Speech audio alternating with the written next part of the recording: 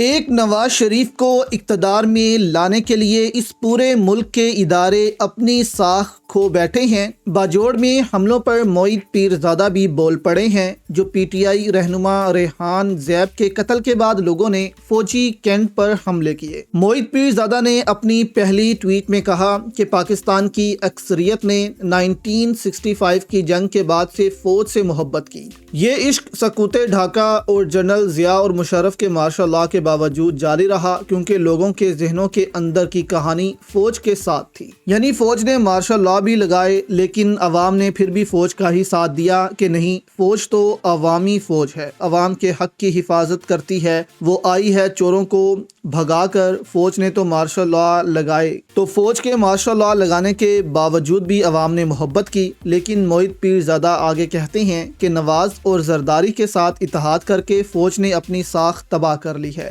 یعنی عوام ان دو خاندانوں کو چور ڈاکو سمجھتی تھی۔ جب ان کو فوج ہٹاتی تھی تو عوام خوشیاں مناتی تھی، فوج کے ساتھ کھڑی ہوتی تھی۔